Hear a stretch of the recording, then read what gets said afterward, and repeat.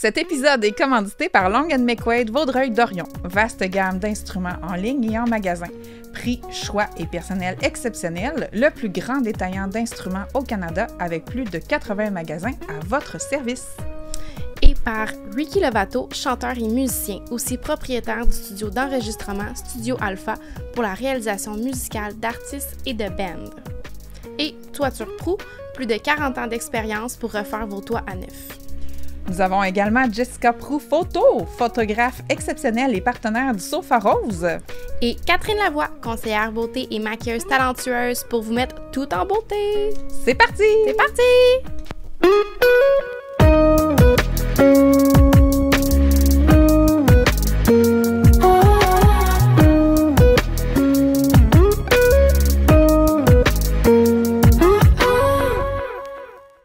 Allô tout le monde! Allô!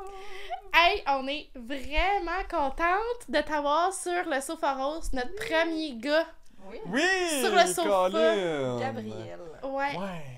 Gabriel Nadeau, toute une histoire vraiment particulière que tu as vécue et que tu vis encore parce que tu l'as écrit. Ouais. Donc, on n'en dit pas plus. J'aimerais ça que tu nous parles de toi. Oui! Pourquoi t'es ici, dans le fond? Pourquoi qu'on t'a Ouais, fait ça? Ouais. certain.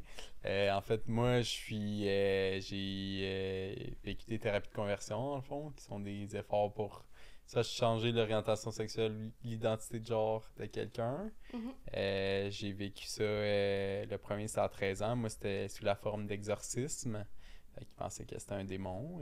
Fait que dans le fond, tu des sais, pour démons. se situer comme t'es homosexuel, puis tes parents voulaient pas Que tu le sois. que tu le sois. Ouais, C'est ça?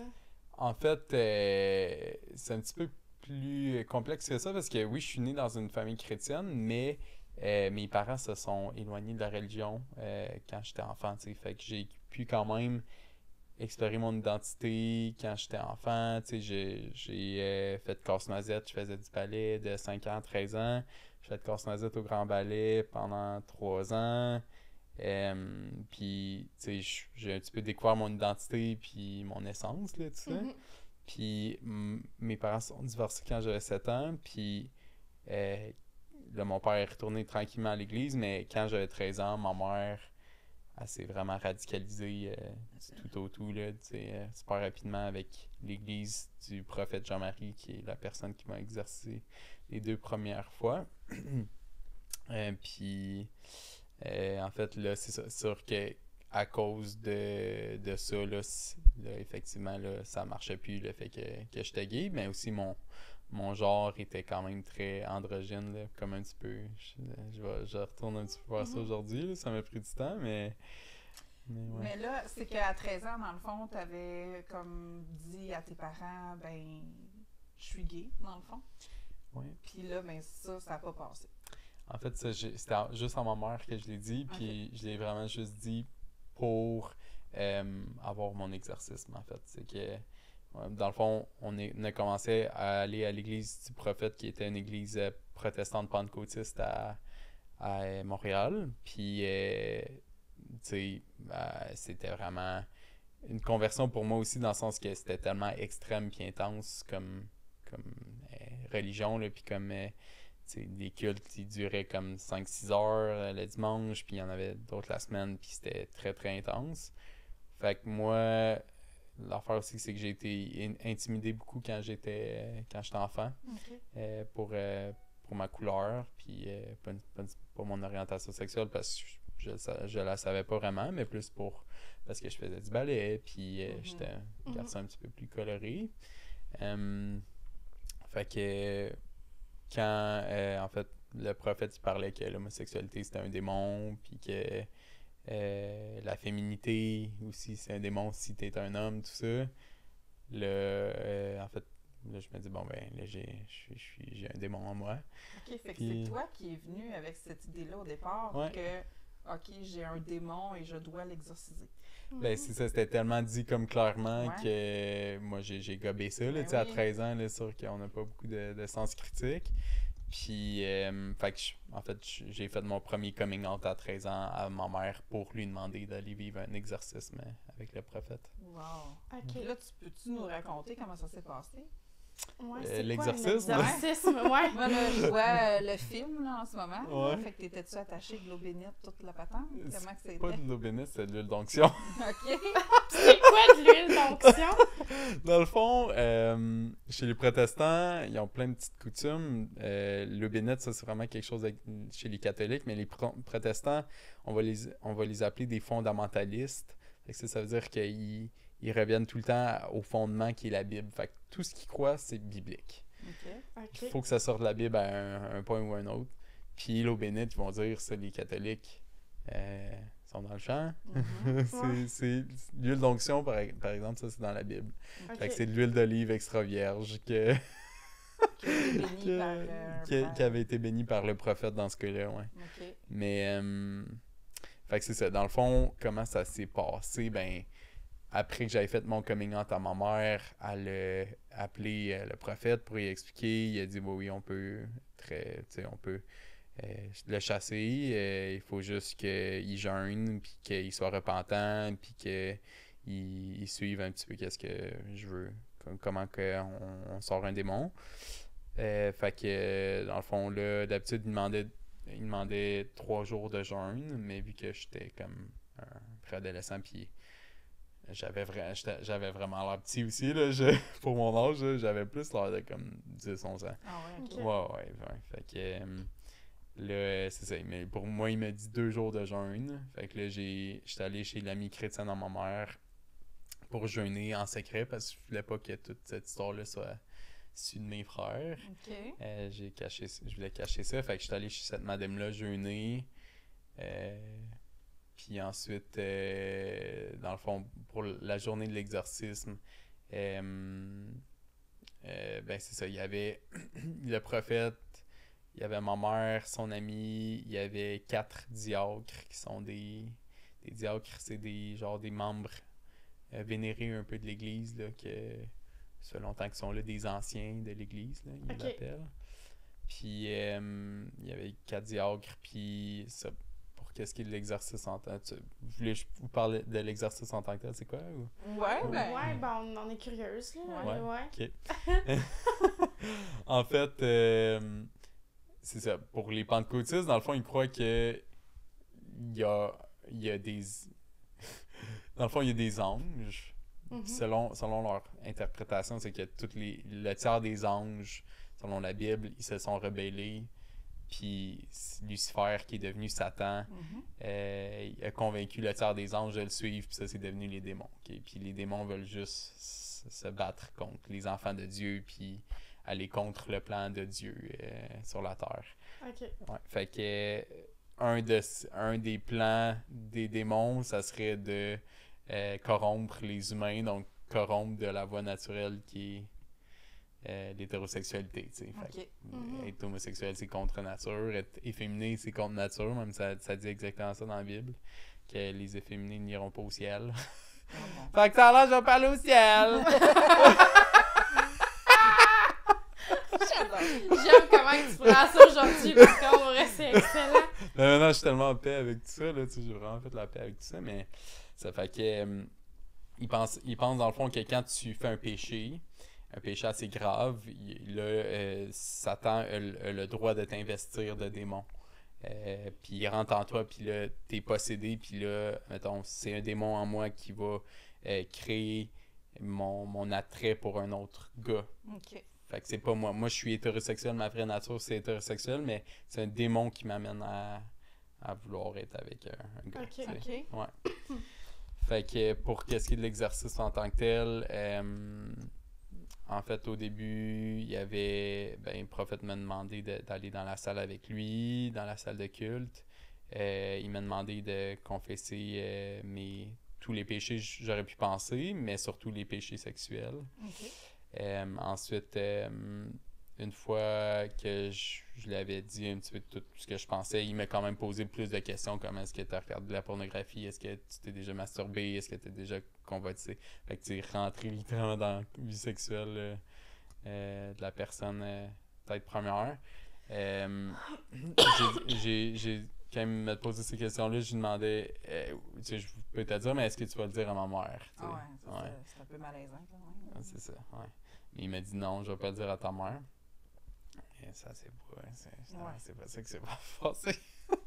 Mais c'est ça, dans le fond, après ça, il voulait rompre les liens intergénérationnels parce que dans mon cas, il disait que c'était un démon qui s'était passé des générations, d'autres générations. Parce que, fait que c'était pas mon péché, c'était à la naissance mon démon, mais ça vient des autres générations. Fait que là, il a fait une genre de patente avec moi pour briser les liens intergénérationnels. Avec des prières, genre? T'étais Genre... assis? T'étais comme... Ouais, j'étais assis, puis là, il m'a demandé de répéter « Je romps les liens intergénérationnels. » Ça, là. C'est un mot-là. Affaire-là, démoniaque avec ma mère, avec mon père, puis là, il fallait que j'y nomme, puis avec des membres de ma famille proche. Après ça, il m'a fait boire de l'huile d'onction, 2 cuillères à soupe, qui est de l'huile d'olive extra vierge. Puis là, ça faisait 2 jours que j'avais rien mangé, là, à 13 ans. Là. Ça faisait... Eh boy. Ta goutte en tabarnak, l'huile d'olive. Est-ce que ta goutte? Est-ce que ça goûte cru de même, là, quand ça fait 2 jours que t'as pas mangé? Après ça, c'est ça, là, il m'a mis un signe de croix sur la tête avec l'huile d'onction. Après ça, il a interpellé les diacres qui étaient vraiment là juste pour moi, pour venir dans la salle. Après ça, dans le fond, c'est de chasser un démon en criant le plus fort possible. Dans le fond, les diacres m'entouraient, puis ils sont là parce qu'ils disent que quand il y a un démon qui veut sortir, il y a de l'agitation parce que le démon il veut pas sortir, mais la puissance de Jésus fait en sorte qu'il n'y a pas le choix, fait que là il s'agite puis là il est violent, whatever. Fait que là c'est pour ça qu'ils mettent des gens autour. Mais fait que là, tu sais, il y avait comme 4 inconnus autour de moi déjà qui m'entouraient, qui mettaient... Puis que t'avais faim, fait que c'est pour ça que t'étais agressif dans le fond. Non, mais moi je suis pas devenu agressif, là. Moi, je me suis pas agité, mais je pense pas que c'est... Moi, je crois pas aux démons, là. Je pense que c'est juste ça peut être expliqué au niveau psychologique assez facilement, mais... en tout cas, fait que les 4 diacres qui sont autour de moi, là, le prophète, il fait qu'est-ce qu'on appelle l'imposition des mains, fait que... C'est dans la Bible aussi, fait que c'est juste poser sa main sur ma tête, puis il mettait son autre main sur mon épaule ou sur ma tête, des fois les 2 mains sur la tête. Puis après ça, il commençait à prier, improviser une prière, tu sais, Seigneur, merci de nous avoir tous réunis aujourd'hui pour la délivrance de Gabriel. On te demande le sang de Jésus, le sang de l'agneau, qui est comme un symbolisme de Jésus-Christ. Pour couvrir tout le monde, protéger des forces des ténèbres, nous donner ta puissance pour chasser les démons, c'est tout ce genre de prière-là. OK. Ouais. Fait qu'ils se sont adressés à Dieu au début, puis après ça, là, c'était de chasser le démon qui était en moi. Fait que là, ce monsieur-là, c'est qu'il faut dire, s'il y avait une voix, là... Il aurait littéralement pu remplir une estrade, là, tu sais. Genre, ouais, sans micro, là. OK. Oh my God, j'ai jamais entendu quelqu'un qui était capable de crier de même de ma vie, là. C'est genre incroyable. Fait que, ouais, il a commencé à chasser le démon, puis à hurler dans ma face, pendant que les autres diacres, ils faisaient des prières. Puis, I guess que je réagissais pas assez, mais... Il s'est tourné vers mon oreille droite, puis il me hurlait dans les oreilles à tue-tête. Okay. Puis quand il s'est tourné à mon oreille, il était littéralement à 2 cm de mon oreille. Là c'est comme... C'est difficile à décrire à quel point ça switch quelque chose en toi. Là. Peut-être que c'est un réflexe de survie, mais moi, je me suis juste mis à pleurer... incontrôlablement. Là. Il y avait personne qui m'avait hurlé comme ça dans les oreilles autant. Puis ça a continué comme ça pendant une bonne 30aine de minutes. Wow. Puis, ouais. Puis c'est quand j'ai commencé à pleurer, il m'a dit arrête de pleurer. Ça, c'est le démon de la féminité. Oh boy, puis, ouais. Là, on se rappelle qu'on n'est pas dans les années 40. Là. Non. Non. 2006. 2006. Juillet 2006. Ça fait pas longtemps, non? Non. Tu te rends pas, puis c'est comme, t'as vécu ce processus-là, c'était comme ton choix, Ouais. mais comment tu t'es senti quand même de dire, hey, je veux ça? qu'est-ce qui a fait que t'as vraiment voulu avoir cet exercice-là, puis rendu sur place, est-ce que tu regrettais un peu d'avoir fait ça ou t'étais comme en pleine connaissance de tes moyens, mettons? Mais tu sais, à 13 ans, à un certain point, on sait pas vraiment qu'est-ce qui se passe ou, tu sais... Non, c'est Tu te laisses ça. c'est influencer vraiment- par ouais. ton entourage. Ben hein. oui, c'est ça, Mhm. exactement. Fait que, Énormément. ouais, fait que... Tu sais, puis ma mère est très... ma mère, c'est quelqu'un d'un bloc, là, tu sais, elle est très carrée, là, puis non négociable, tout ça, puis je Ok. l'avais vu interagir avec d'autres membres de ma famille que savait, tu sais, que au niveau de la religion, là, elle leur en voulait, puis tout ça, puis là, à 13 ans, je m'étais dit, ok, bon, ben là, si je la suis pas, ça va sûrement vouloir dire la mettre à dos ou des Mhm. choses comme ça, tu sais, fait que... Ouais, je Et comprends. tu veux pas déplaire à tes parents, tu sais. Aussi, exactement. Puis une partie de moi qui y croyait vraiment, tu sais, je m'étais tout le temps dit chrétien, je faisais quelques années, j'étais allé à l'église Nouvelle Vie, qui est une méga church protestante à Longueuil. Là. Méga church, c'est comme 2000 personnes et plus Ok. par dimanche. Là. Fait Wow. que, là, ils sont rendus à du 4000, là. Ça, Oh, c'est wow, gros. ok. Ouais, Oh my God, ok. c'est gros. C'est vraiment, ça vient du mouvement américain, là, des méga church, il y en a beaucoup aux États-Unis. Ouais. OK. Puis là, mais t'as vécu ça plusieurs fois, à ce que j'ai pu comprendre. Ouais. T'en as eu combien d'exercices? 3. 3. Ouais. Puis au bout du 3e, ça n'a pas marché plus. Non! Il aurait peut-être fallu un 4e, qu'on Mais là, Quelqu'un fait des exercices de moi là, je suis partant, je suis prenant. mais tu sais, après 3, Tu sais, est-ce que les autres, c'est toi, mettons, qui a voulu le faire? Ou là, c'était, mettons, ta mère qui était comme là, tu devrais y aller, Gabriel. Ouais.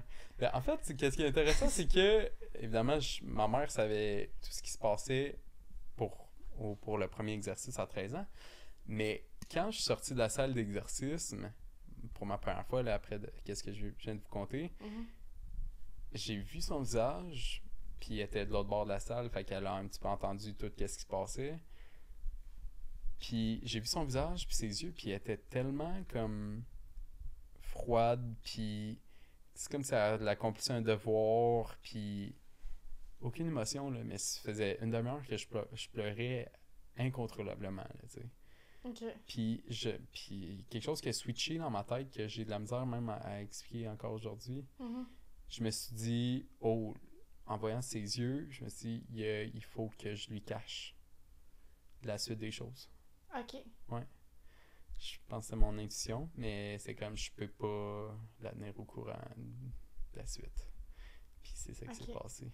J'ai gardé ça caché toute mon adolescence, puis j'ai pris les démarches pour mes 2 exercices à 16 puis 18 ans par moi-même. ah oui, parce que t'étais encore bien ancré dans la religion, là, dans le fond, tu continuais d'aller Ouais. le dimanche et tout ça.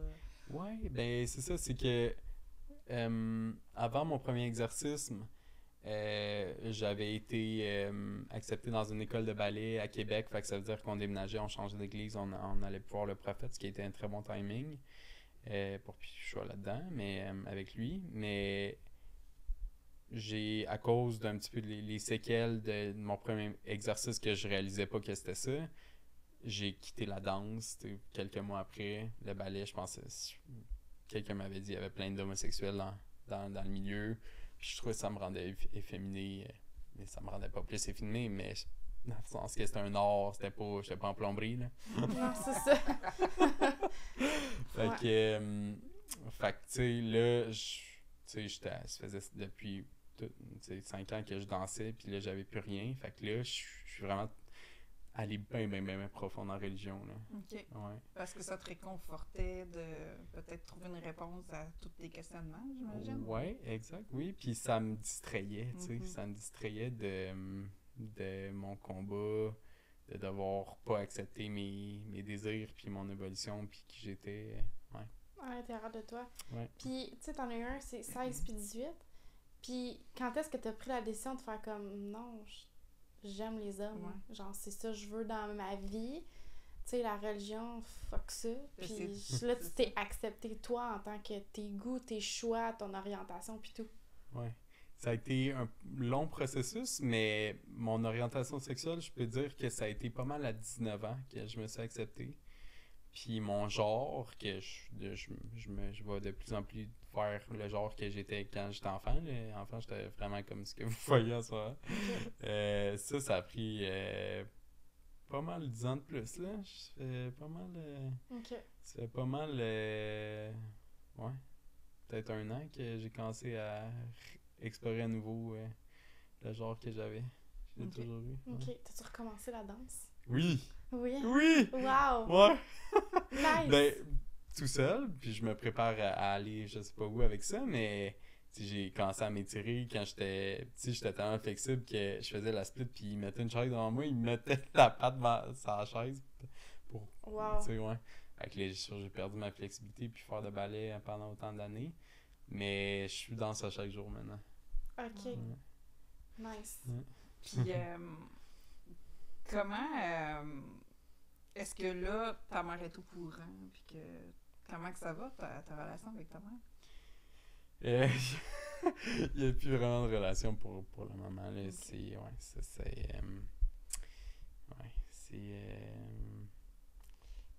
C'est difficile, mais j'ai vraiment essayé fort avec elle. J'ai fait mon coming out quand j'ai eu mon premier amoureux à 20 ans. Là. Plus officiellement mon premier amoureux. Puis ça n'a jamais été bien reçu. Puis juste à 21 ans, début de 21 ans, je revenais, en tout cas, j'en ai plus parlé dans mon livre, mais je revenais de ma première relation, puis j'étais toute mêlée, puis j'avais beaucoup d'homophobie quand même à l'intérieur, là. Mhm. Puis elle m'a mis dehors parce que je lisais Harry Potter. Ça, c'est un OK. livre de sorcellerie pour les chrétiens. Elle m'a mis ok. dehors de chez elle en une soirée. Elle m'a kické Parce dehors. qu'elle avait découvert que tu avais ce livre-là dans tes affaires. Ouais, puis elle l'a brûlé. Elle l'a Oh, brûlé. mon Dieu. Puis c'était à la bibliothèque. Oh non! Oh mon Dieu! En Il a plus. fallu que tu payes une amende? Ben, payer le livre. Ah ouais, hein? Ouais. Fait que non, Wow. ben, tu sais, puis j'ai vraiment essayé, même après ça, j'ai essayé fort avec ma mère des années suivantes. Mais Puis t'as des frères et sœurs? j'ai 2 frères. Deux frères. 2 frères, une demi-sœur de sang, puis 3 demi-sœurs et frères par alliance. OK. Puis eux autres, est-ce qu'ils sont bien ancrés dans leur religion? Puis est-ce que tu as des relations avec eux? Ou Mon grand frère, c'est la seule personne qui a resté dans la religion dans tous ceux-là. Ouais, ils ont tous pas mal quitté à leur manière. OK. Puis est-ce que tu as une relation avec eux ou Plus ou moins. plus ou moins? Ouais. Ouais. Plus ou moins, pour plusieurs raisons, mais je les aime beaucoup OK. chacun, mais tu sais, ouais, ouais, plus ou moins. C'est bon, c'est bon. Puis, mettons, qu'est-ce qui a fait qu'à 16 puis 18, t'as décidé de faire comme, OK, je vais refaire un exorcisme? Comme, Ouais. tu sais, concrètement, parce que là, clairement que t'avais pas apprécié dans celui à 13 ans, là, se faire crier les oreilles, ça doit pas être très agréable. Est-ce que ça s'est fait de la même façon aussi, Ouais. à ces âges-là, si c'était pas avec la même personne? Le deuxième, c'était avec la même personne. ok. Fait que après avoir déménagé à Québec, j'ai été clandestinement le revoir en autobus OK. pour avoir mon deuxième avec lui. Puis le troisième, c'était avec un groupe en Ontario. C'était pas un prophète qui l'a fait, c'était juste des fidèles d'une église. OK. Le deuxième était semblable au premier, sauf que le prophète, là, il voyait, je pense qu'il commençait à réaliser que ben, j'allais sûrement devenir gay. Puis. Et sourd? Oui, c'est Ouais, et sourd, esti. C'est Oui, non, mais et sérieux, sourd. vraiment, là. C'est épouvantable. Fait que, ouais. Fait que, puis le troisième, c'était un petit peu différent, mais c'était quand même du crage dans les oreilles, là. OK. Fait que, OK. plus tu cries fort, plus qu'il y a des chances que le démon s'en aille. Ouais, ben, tu sais, eux, ils voient, la manière qu'ils voient ça, c'est que le démon est attaché à l'homme comme une genre de grosse sangsue qu'il faut vraiment déloger avec une puissance là, d'invocation. Là, fait qu'il faut vraiment y aller violemment pour avoir une réaction. Mais dans le fond, juste qu'est-ce qu'ils veulent, c'est briser un peu Briser la personne. la Ouais, personne, c'est puis ça. briser la chose dans la personne qui haïssent ou qui ont peur de. Tu sais. Ouais, c'est ça. Je trouve ça fascinant qu'ils le font encore parce que je suis convaincue que 100% des fois, ça n'a pas marché. Mais non, mais c'est Ben sûr, non. c'est sûr. C'est juste une malcompréhension des phénomènes psychologiques ou sociaux. Là. Mhm. C'est vraiment ça. Mais c'est fou qu'en 2006, c'était de même. Puis je suis certaine qu'il y en a encore aujourd'hui, tu sais. Ouais. J'espère qu'il y en a beaucoup moins, là. Ben, j'espère Mais est-ce aussi. qu'il y en a... Est-ce que tu connais du monde dans ton entourage qui aurait vécu la même chose? Oui, ben il y a une des personnes qui, dans le fond, après mon secondaire, j'ai fait une année et demie d'école biblique, parce que moi, je voulais devenir pasteur. OK. Ouais, Ok. je voulais devenir pasteur. J'étais très, très, très dans cette religion-là. Là. Mhm. J'étais vraiment brainwashé. Là. J'étais brainwashé, mais j'aimais cette religion-là aussi. Là. J'étais vraiment là-dedans à 100%. Mais quand j'ai fait l'école biblique, j'ai rencontré Emmanuel. Emmanuel me pluguait à son église pour que je vive mon 3e exercice. OK. OK. Fait que lui avait vécu des exercices bien pires que les miens. Il avait duré 6 heures de temps, son exercice. Oh my God! Ouais, 6 heures, puis il s'était évanoui parce qu'il avait jeûné aussi. Puis il tapotait de même, puis pour qu'il se réveille. Puis là, vu qu'il était trop faible, il a dit « Bon, ben, laisse faire, on va reprendre demain. » Fait qu'ils ont repris demain, ils ont pris le lendemain. Oh my Ça God! s'est étalé sur 2 jours, ouais. Là, il t'avait plugué parce que ça avait marché? Non? Et non, ça avait même pas marché. En fait, il avait été mis dehors de l'école biblique quelques mois après le programme parce qu'il avait fait une tentative de suicide Ah. parce qu'il était gay, puis Ça avait pas marché, puis là... ouais. Puis là, il l'avait mis dehors de l'école biblique parce qu'il avait fait une tentative de suicide, tu sais. Puis fait que là, il nous avait demandé de plus lui parler, puis lui adresser la parole. OK. Puis c'est une des rares fois que j'ai désobéi.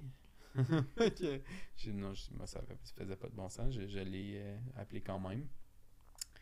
Puis là, on a commencé à jaser. Puis là, il m'a fait comprendre qu'il y avait une possibilité d'exorcisme à son église. Fait que ça, c'était mon dernier. Wow. OK. Puis à un moment donné, mais j'imagine que tu t'es dit, bon, ben là, après 3, ça n'a pas marché. Je pense qu'il faut juste que je l'accepte, dans le fond. Mais Ouais. c'est fou. Tu sais, moi, ça m'a vraiment interpellée quand tu as dit j'étais homophobe.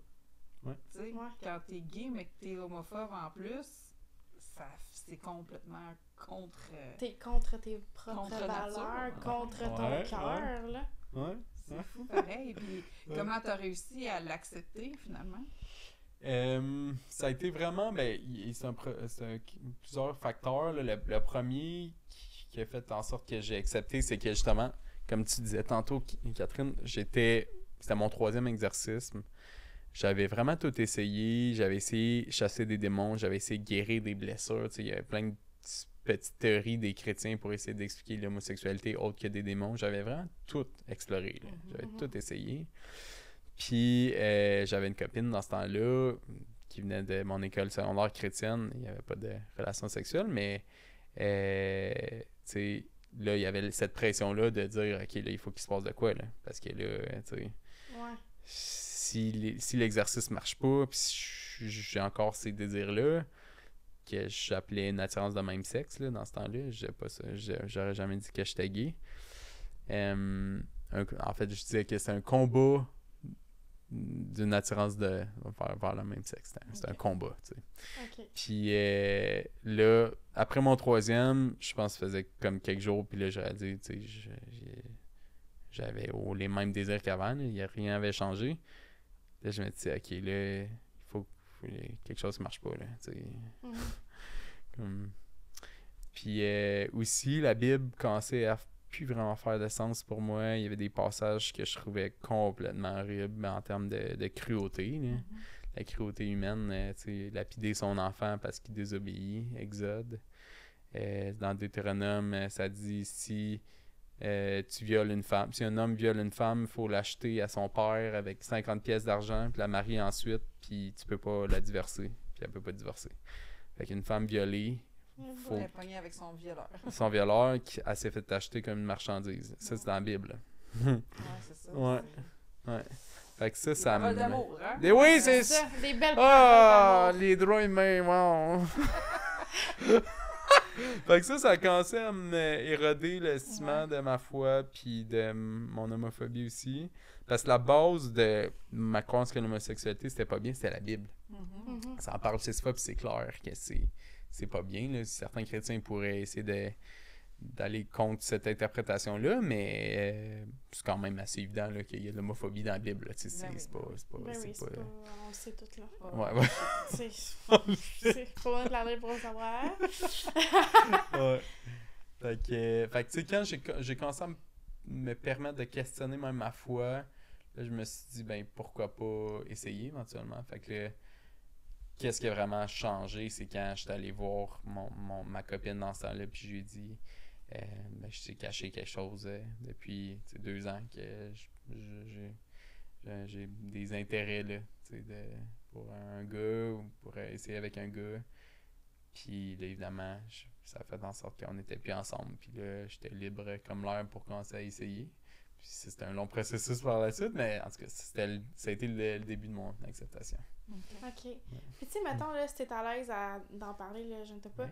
ta première relation sexuelle avec un homme, Ouais. est-ce que tu te sentais coupable? T'étais-tu comme, ou t'as fait juste comme, hey, fuck, je me laisse C'est aller. la Puis c'est la libération. libération, genre, ouais. C'était la libération, intéressamment, dans le début, OK? Ok. Comme les premières fois. Ouais. C'était quelqu'un que j'avais commencé à fréquenter quelques mois après que je me sois accepté, là, vraiment pas longtemps après, 1 ou 2 mois. Mhm.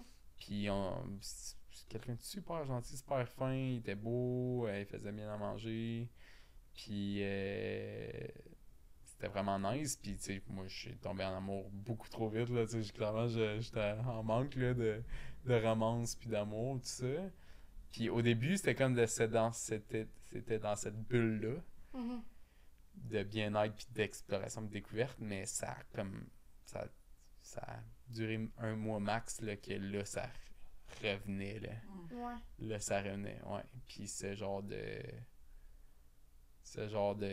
sentiment d'être sale, ou le sentiment de pas faire la bonne chose, ou tu sais, c'est pas normal que je sois de même dans le fond, puis pourquoi j'ai fait ça, puis c'est ça qui a fait en sorte que je l'ai laissé. Puis mon premier amoureux, plus officiellement, c'est la même raison aussi. Au début, ça allait bien, mais tranquillement, en moi, ça revenait. Là, s'il y avait trop de conditionnement. Ouais, c'est ça, Qui avait été Ouais, fait. l'endoctrinement. Oui, exact. Wow. Ouais. Puis là, ben, t'as décidé de raconter ton histoire à travers un livre que Ouais. t'es en train d'écrire et de terminer, qui va voir le jour en Automne, ouais. automne 2024. Exact.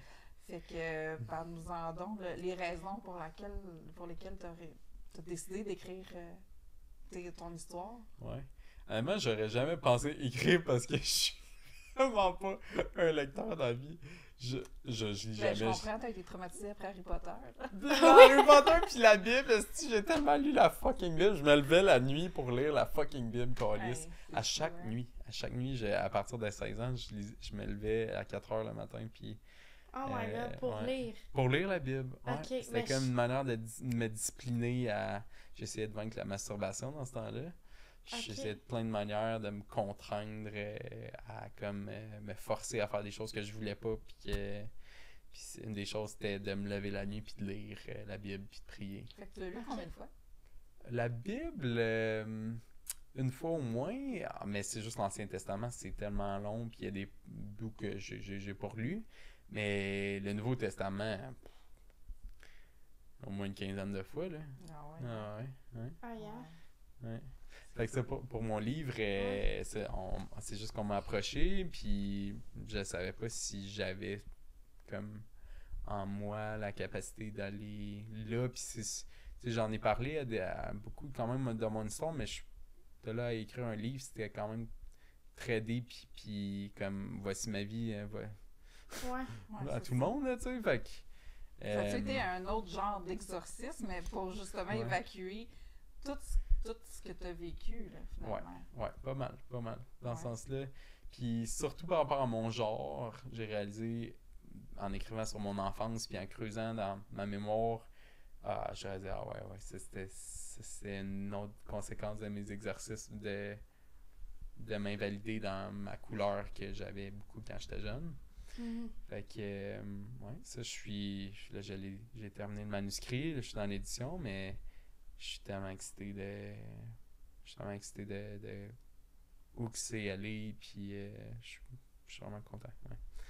Ouais. Ben, moi, je suis convaincue que ton histoire va aider beaucoup, beaucoup de jeunes qui se cherchent en ce moment, puis qu'ils vivent avec, malheureusement, des parents homophobes. Puis moi, je comprends pas comment ça se fait que ça existe encore, mais ça a l'air que ça existe encore. Ça existe encore. Mais c'est ça. Je pense que ça va aider beaucoup de jeunes.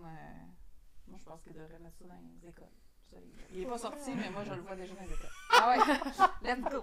Mais oui, parce que, tu sais, limite, là, aujourd'hui, c'est comme pas normal de dire qu'on fait un coming out. On peut-tu juste aimer qui qu'on veut, avoir une attirance avec qui qu'on veut, puis c'est juste naturel et normal et correct, tu sais. Tu sais, dans la vie, quand que t'es hétéro, ils te disent-tu... Puis, tu sais, tu fais pas un coming out parce que t'es hétéro. Ouais. Fait que pourquoi faudrait faire un coming out parce que on n'est pas hétéro? J'aime ça. Ben, je suis tellement d'accord. Je suis tellement d'accord. Moi, ça a été extrêmement ardu faire un coming out pour moi, là, surtout à mes parents. Là, je savais que ça allait être pas bien reçu. C'est ça. À ma tante, ça s'est super bien passé, puis à mon petit frère aussi. Mais, tu sais, si j'avais eu le contexte pour m'accueillir, j'aurais pas eu besoin. J'aurais juste dit, hey, ouais, ben, je m'en vais chez Max. C'est ça. Ouais. Je m'en vais chez Max. Ça aurait été simple, facile. Puis... Maximilienne? Non! Maxime! Mais ouais, c'est complètement capoté, cette histoire-là. Ouais. Quand j'en avais parlé, je disais, hey, j'ai approché Gabrielle, mais j'y avais pas dit. J'ai dit, faut l'avoir sur le podcast. J'ai demandé à venir. Elle a fait comme, ok, oui, vraiment. Ah, j'adore! Oui, parce que ton histoire, c'est comme. J'étais flabbergastée là, quand j'ai vu ta photo de ta pancarte. Là. Moi, je vais te dire qu'est-ce que j'avais imaginé, parce que j'ai imaginé 10 millions de scénarios là, quand elle m'a raconté ça. Moi, dans ma tête, c'était tes parents qui t'avaient dit non, tu seras pas gay, puis tu vas aller te faire exorciser. T'étais attaché sur un lit, là, comme dans les films dans ma tête. Là. Fait que, mais c'est quand même très éveillé ce que t'as vécu, puis ça devait être ultra intimidant pour un jeune de 13 ans qui veut juste guérir, dans le fond, puis plaire à ses parents. Je trouve ça d'une tristesse parce que c'est ça, tu sais, les jeunes, que ça soit de l'homosexualité ou toute autre chose, tu sais, de se sacrifier à ce point-là juste pour être aimé, finalement. Je trouve ça triste. Je trouve ça... J'aime ça quand on dit ça, être sacrifié pour être aimé. C'est vraiment ça. Ouais, c'est vraiment ça. Sacrifier surtout la beauté de qui j'étais, tu sais. J'ai accepté de ne pas vivre dans la beauté de qui j'étais. C'est ça. T'as réprimé qui t'étais, dans le fond, pour être quelqu'un qu'eux autres voulaient voir. Puis là, ben, comment tu te sens, justement, aujourd'hui, en plein dans ta couleur, dans ton toi réel? Comment que tu te sens? Je me sens tellement bien. Je suis tellement heureux.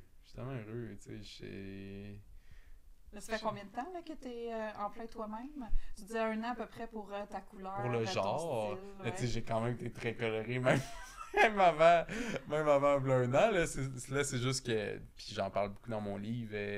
Je sais un petit peu où ça s'en va à ce niveau-là, mais à cette intensité-là, ça fait 1 an, mais ça fait quand même longtemps que je m'accepte, puis je danse comme un fou, tu sais, puis. Ça fait une dizaine d'années que je me suis accepté, là, plus que 10 ans en fait. C'était à 19 ans, puis là j'ai 30 ans, fait que ouais, ça fait 11 ans, puis je suis tellement bien, je suis tellement heureux, puis je vis ma vie avec un intérêt pour changer les choses, pour aider les causes, pour amener de la lumière, pour moi-même aussi, parce que je m'aime, tu sais, c'est ça, je m'aime. Je suis bien avec la personne que je suis, je me changerais pas. Si j'avais le choix d'être hétérosexuel, je dirais non. Si j'avais le choix d'être full cisgenre, oh yo, top! Je dirais non, j'aime ma couleur. Je trouve que chaque personne a une couleur, puis c'est beau, puis c'est comme un arc-en-ciel, c'est pas pour rien, c'est le drapeau gay. C'est que ensemble, toutes les couleurs, ça fait la lumière, dans le fond, mais l'arc-en-ciel, c'est la beauté, que tout le monde est émerveillé par ça, tu sais. C'est vrai. Mais ça vient quand on commence à respecter la couleur de l'autre, puis accepter que les gens, comment ils sont, là.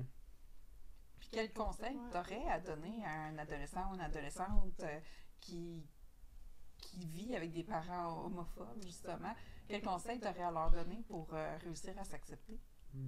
Pour réussir à s'accepter. Quel conseil?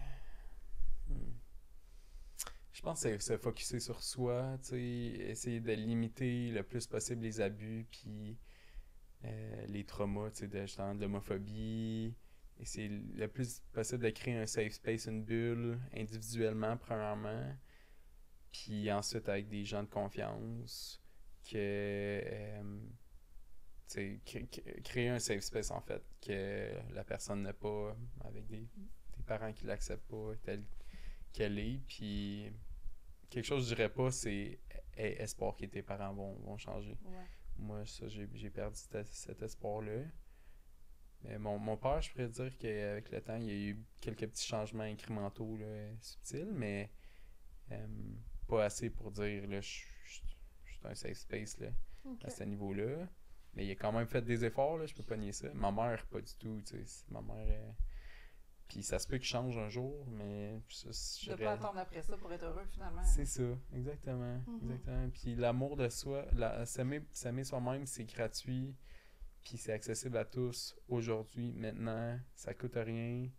Tu peux accéder à ça, puis ça commence quand tu commences à t'accepter, à t'admirer, à te regarder dans les yeux. Moi, j'ai commencé à faire ça m'a aidé. Me regarder dans les yeux, dans un miroir, puis écouter qu'est-ce qui se passe. Des fois, c'est pas beau, des fois, c'est comme... Là, tu t'entends plus, là. C'est comme mettre un micro dans ton cœur, dans ton cerveau, puis là, des fois, qu'est-ce qui est plus la haine envers toi-même, tu vas peut-être plus l'entendre, puis travailler avec ça, continue, push through là-dedans. Puis éventuellement, tu te regardes dans le miroir, puis tu fais juste sourire, tu es juste content de voir la personne que tu vois. Pas à cause du physique, là, juste à cause que tu connectes avec ton âme, puis t'aimes rester avec toi-même. C'est vraiment beau. Ouais. J'aime ça. Je vais faire juste 2 secondes pour que tu t'approches. Parce que ça Est-ce que je sens mauvais? Sinon, ça fêtera plus dans la table. C'est vraiment pour ça, là, c'est parce qu'elle pue, elle crisse. Elle a mauvaise haleine. Mais non, t'as l'air d'une fleur. Ah! Comme toi. C'est une petite fleur. Comme ton chandail. Ouais, mais je trouve ça vraiment beau, pour vrai, de se regarder dans le miroir, là.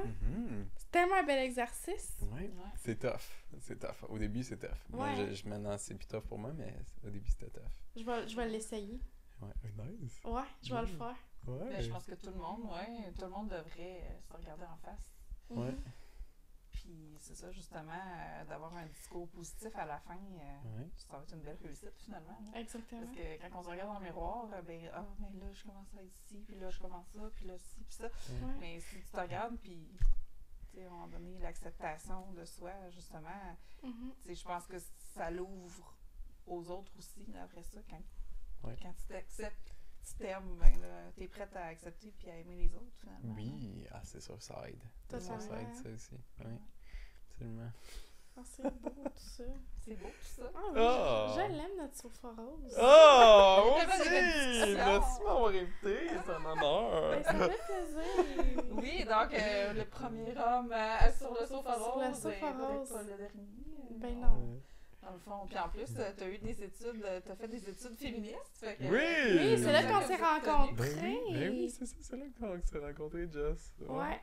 Dans ce cours-là. Fait que les hommes féministes, ils peuvent venir s'asseoir.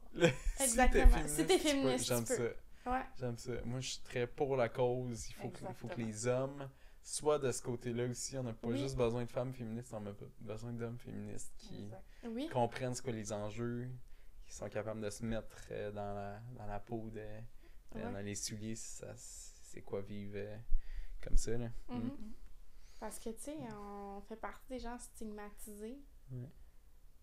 Complètement, là. Oui, oui. Fait d'avoir du monde qui ne sont pas stigmatisés dans notre équipe, ben ça fait que l'égalité va être bien plus proche. Tellement. Tellement, absolument. J'aime ça. I'm on your side. I love it. J'aime ça. Un petit chin devant nous. Oui. Yeah! Chin devant nous! J'aime ça.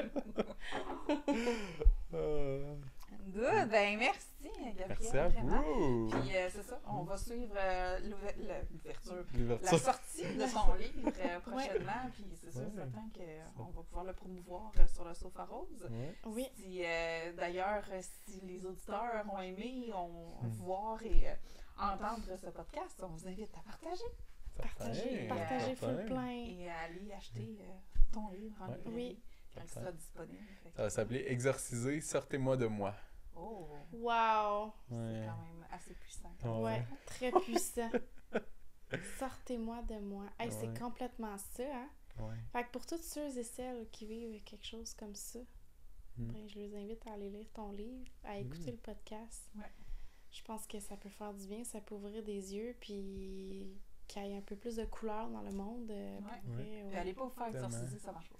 Non, c'est ça. Ouais, Ça, c'est une bonne leçon à prendre.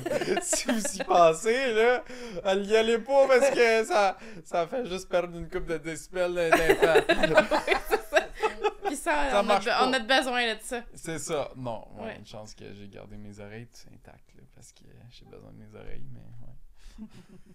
Ah, ben un gros merci d'être venu sur le Merci sofa. à vous! C'était vraiment Colin, le c'est fun, vraiment merci. fun, c'est magique. C'est tellement beau ici, je capote. Ah, Je peux-tu merci. déménager ici? J'ai besoin de plus de roses dans ma vie, vous me faites réaliser ça! Ben, Ah, Colin. on J'ai va plus t'en de donner autant que roses. tu veux, du rose. Ben oui, du rose. C'est beau du rose. Ça fait du bien. C'était ma couleur préférée quand j'étais enfant. C'est quoi ta couleur préférée? Le rose. Oh, Ah. trop chou. Je parlais sur le bout de la langue jusqu'à 6 ans. Le rose.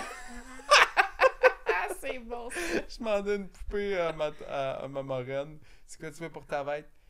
Une poupée. Tu l'avais-tu? Une Barbie rose. Tu l'avais-tu, ta poupée? Ma marraine, elle m'avait acheté. Ma mère me l'aurait peut-être pas acheté, mais ma marraine me l'a acheté. Puis, ouais, je pense qu'elle a aidé dans les premières années là, que ma mère lâche un peu la religion. Mais malheureusement, ça n'a pas été dans cette direction-là.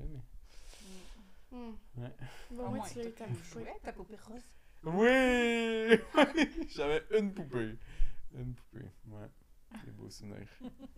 Bon, ben merci beaucoup d'être venu. Merci à vous, Colin, c'est le fun. Vraiment. Bye. Ouais.